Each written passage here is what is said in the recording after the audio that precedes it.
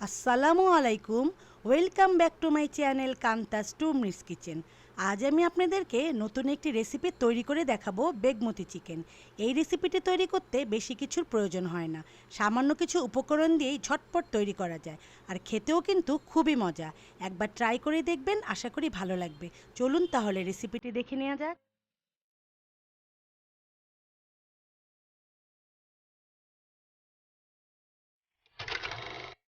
বেগমতি chicken তৈরি করার জন্য আমি এখানে 1 কেজি পরিমাণ ব্রয়লার মুরগি নিয়েছি। এটিকে আমি ভালোভাবে ক্লিন করে নিয়েছি। আপনারা ইচ্ছে করলে এখানে ব্রয়লার মুরগির পরিবর্তে দেশি মুরগিও ব্যবহার করতে পারেন। এখন আমি 10-15টি কাজু বাদাম হালকা গরম পানিতে ভিজিয়ে রাখবো পেস্ট করার জন্য। এরপর আমি একটি গ্রিন পেস্ট করার জন্য 250 গ্রাম পেঁয়াজ পাতা জলিয়াম কাট করে কেটে নিচ্ছি। এরই মাঝে একটি প্যানে আমি পানি গরম হতে দিব এগুলো ভাপ দেওয়ার জন্য। কেটে নিচ্ছি পরিমাণ মতো ধনেপাতা। পানি গরম হলে এর মধ্যে আমি একে একে কেটে রাখা ধনেপাতা, পেঁয়াজ পাতা এবং 10-15টি কাঁচামরিচ 1 মিনিট ভাপিয়ে নিব, কারণ এগুলোকে কাঁচা পেস্ট করা যাবে না।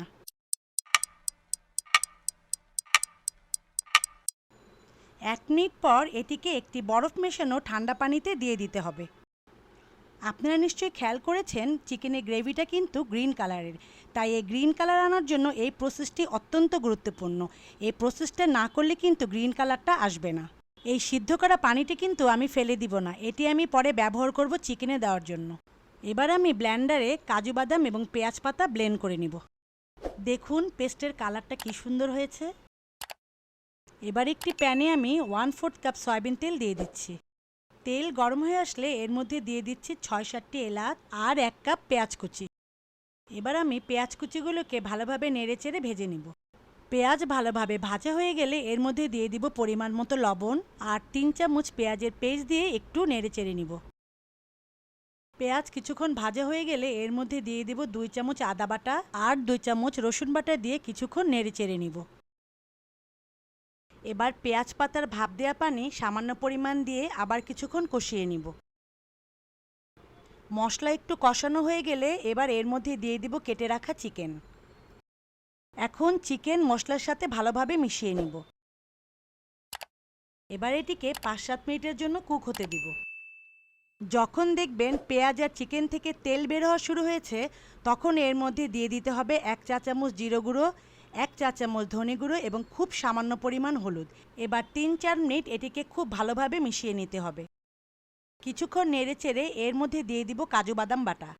এবার এটিকে ভালোভাবে মিশিয়ে 10-15 মিনিটের জন্য লো ফ্লেমে কুক হতে দিব।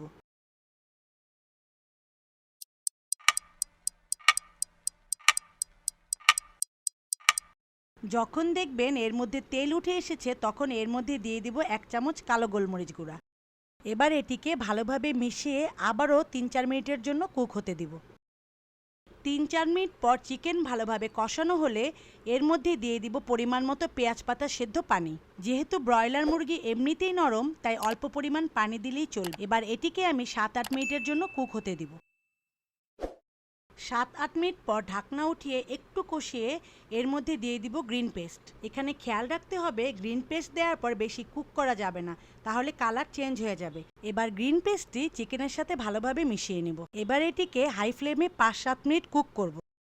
5-7 মিনিট কুক হওয়ার পর এর মধ্যে আমি 1 চামচ লেবুর রস দিয়ে দিব, আর লেবুর রসটা দিচ্ছি টেস্টটা বাড়ানোর জন্য। তৈরি হয়ে গেল সুস্বাদু বেগমতি চিকেন।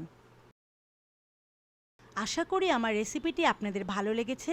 যদি ভালো লেগে থাকে তবে অবশ্যই আমার চ্যানেলটি সাবস্ক্রাইব করে আমার পাশে থাকবেন।